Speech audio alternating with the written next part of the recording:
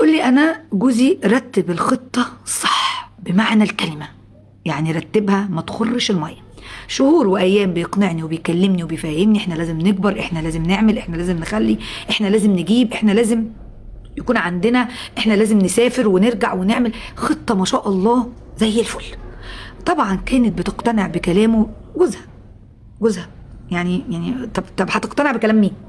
بمجرد ان هو فعلا جاب كل حاجة وعمل مكان طويل عريض باسم مراته، وان هي الوحيدة المسؤولة عنه، وان هي ما شاء الله عليها كانت زي الفل، ما عندهاش اي خصومات ولا عندها اي مشاكل من جهة مثلا ان ورقها يقف في حاجة او كده، لا لا لا، كانت كل حاجة سالكة عندها ما شاء الله. فكان هو لما فهم ان مراته تقدر ان هو قدام البنوك وقدام المصالح، لا هو ما ينفعش ياخد اي حاجه لان هو تقريبا عليه بلوك او عليه مشاكل فما يقدرش يجيب.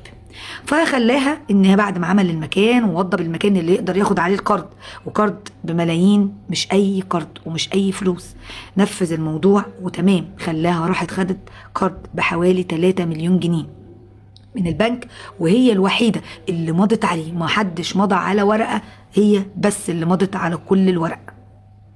في غمضة عين بعد ما خدوا الفلوس والدنيا اتظبطت وبدأ يقنعها ان انت ما شاء الله بقيتي بقى خلاص بقى يعني صاحبة اعمال، يعني خلاص بقى ما شاء الله عليكي، يعني خلى الفكرة قدام عينيها زي الجنة، زي ما يكون حلم بيتحقق، عشان هي تبقى بقلب جامد وهي ماشية معاه في طريقه، وبكون بحب، مش تكون مثلا مغصوبة، لا دي بتعمل وهي حابة الموضوع من الإقناع ومن الطريقة اللي خلاها تفكر إن هو ماشي صح وبيعمل كل حاجة صح.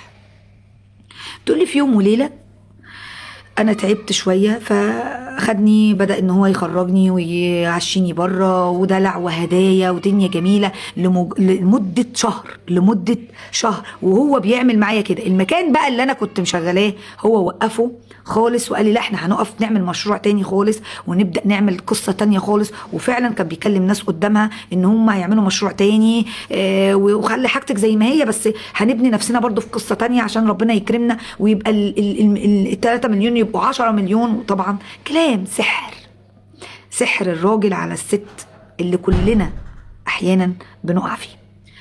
خلاص قالت لي ما بقتش في اي حاجة شك فيها، الامور ماشية طبيعية كما يجب أن يكون. خلصت الحكاية، صحت من النوم لا في جوزها ولا في مكان هي شقيت فيه وتعبت فيه وجابت حاجتها وعمل، مفيش حاجة خالص. لقت رسالة على تليفونها سامحيني اضطريت ان انا اسافر وافضي كل حاجة احنا عملناها وخلاص اللي بينا خلاص كده انتهى، ربنا يعينك ويقويكي وتقدري تسدي القرض اللي احنا اخدناه. صدمة وصلتها لانهيار عصبي، 6 شهور بتتعالج في مستشفى عشان تقدر تستوعب اللي هي وصلت له، عشان تقدر تستوعب اللي حصل لها. كانت بتقول ده فيلم او مقلب، استحالة اكون انا قمت من النوم على حاجة زي كده، استحالة اكون انا قمت من النوم على وضع انا مش متخيلاه ولا جه في دماغي ان انا اوصل لكده. قولولي اعمل ايه؟ انا عارفة ان ماليش حلول، وان خلاص بعد انقطاع ان هي بتدفع اقساط البنك بدأ يحصل لها مشاكل، بدأوا يروحوا لها عند البيت وفضايح كتير وبهدلة كتير، واهلها شالوا ايديهم، قال لها لا احنا ما نقدرش ندفع قسط زي ده، منين احنا مش لاقيين حتى نصرف على بيوتنا وعلى عيالنا، ندفع لك منين؟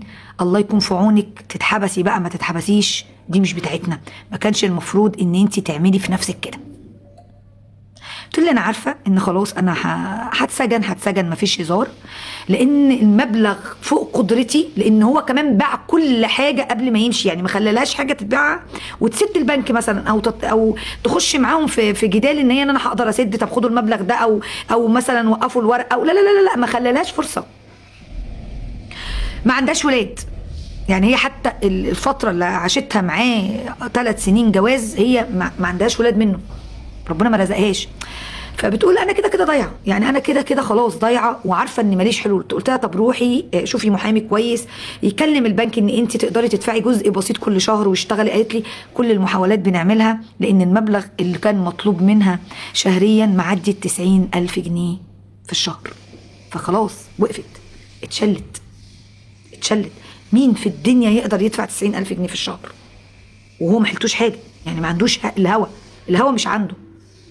هي خلاص ابوها وامها كبروا في السن على سنهم من بعد حزنهم على بنتهم، لانهم واثقين. بتقول لي انا حاسه ان ابويا هيموت قريب من حزن عليا، وامي هتحصله برضو من حزنها عليا، واخواتي بيقولوا لي احنا ما باليد حيله. ورحت لاهله قالوا لي غلطتك شيليها، احنا ما نقدرش، والله يا بنتي نساعدك، كتر خيرك في اللي حصل لك، ربنا يكون في عونك. وهم فعلا غلابه ما يقدروش يعملوا معايا اي حاجه. بالله عليكم شيروا القصه دي. هي بتقول لي كده، بالله عليكم ما تخلوش مخلوق ما يسمعش القصة دي، ما تخلوش بني آدم على وش الأرض ما تسمعش المصيبة دي، ما تخلوش واحدة ناوية ولا في نيتها ان هي تساعد حد وتساعده مهما كان هو مين. أرجوكي قسما بالله وهي بتتكلم يعني حاجة، يعني ليه احنا ليه كده؟ ليه عملت فيها كده؟ يعني ليه وصلتها لكده؟